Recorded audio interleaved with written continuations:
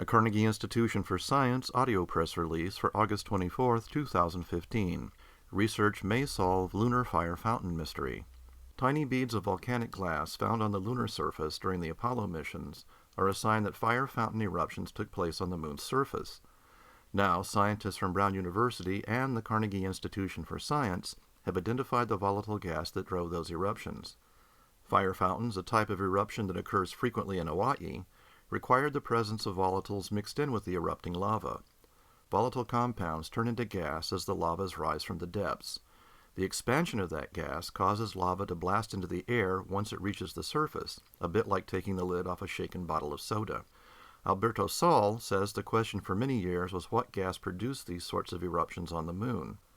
Saul is Associate Professor of Earth, Environmental, and Planetary Sciences at Brown and corresponding author of the new research. He says the gas is gone, so it hasn't been easy to figure out. The research, published in Nature Geoscience, suggests that lava associated with lunar fire fountains contains significant amounts of carbon. As it rose from the lunar depths, that carbon combined with oxygen to make substantial amounts of carbon monoxide gas. That carbon monoxide gas was responsible for the fire fountains that sprayed volcanic glass over parts of the lunar surface.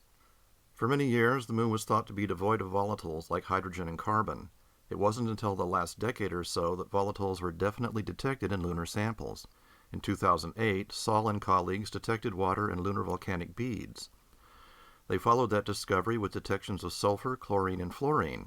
While it became apparent that the moon was not completely depleted of volatiles, as was once thought, none of the volatiles that had been detected were consistent with fire fountain eruptions. For example, if water had been the driving force, there should be mineralogical signatures in recovered samples. There are none. For this research, Saul and his colleagues carefully analyzed glass beads brought back to Earth from the Apollo 15 and 17 missions. In particular, they looked at samples that contained melt inclusions, tiny dots of molten magma that became trapped within crystals of olivine. The crystals trap gases present in the magma before they can escape. Although other volatiles were previously detected in the lunar volcanic glasses and melt inclusions, the measurement of carbon remained elusive due to the high detection limits of the available analytical techniques. Eric Hari from Carnegie Institution for Science developed a state-of-the-art ion probe technique reducing the detection limits of carbon by 2 orders of magnitude. That allows a measurement of as low as 0.1 parts per million. Hari said this breakthrough depended on the ability of Carnegie's NanoSIMS ion probe to measure incredibly low levels of carbon on objects that are the diameter of a human hair. It is really a remarkable achievement both scientifically and technically. The researchers probed the melt inclusions using secondary ion mass spectroscopy. They calculated that the samples contained initially 44 to 64 parts per million of carbon.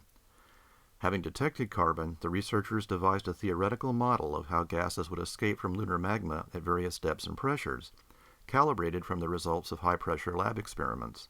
The model had long been used for Earth. Saul and colleagues changed several parameters to match the composition and conditions affecting lunar magma. The model showed that carbon, as it combines with oxygen to form carbon monoxide gas, would have degassed before other volatiles. Saul says that most of the carbon would have degassed deep under the surface.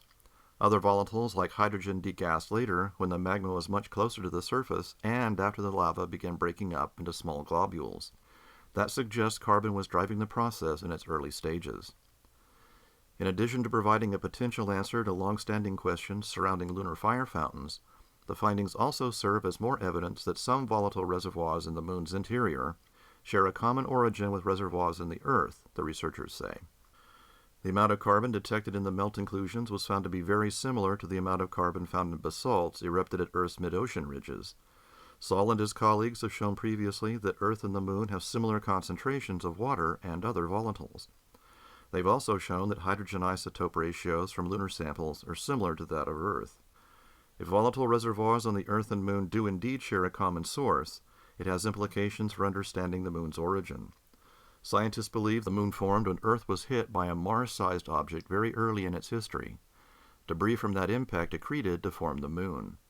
Saul says that the volatile evidence suggests that either some of Earth's volatiles survived that impact and were included in the accretion of the Moon, or that volatiles were delivered to both the Earth and Moon at the same time from a common source, perhaps a bombardment of primitive meteorites.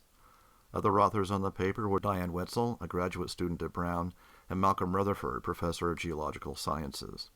With the independence for nimble pursuit, Carnegie scientists tackle some of the most profound challenges in modern science, fundamentally changing what's possible for us, our planet, and our universe.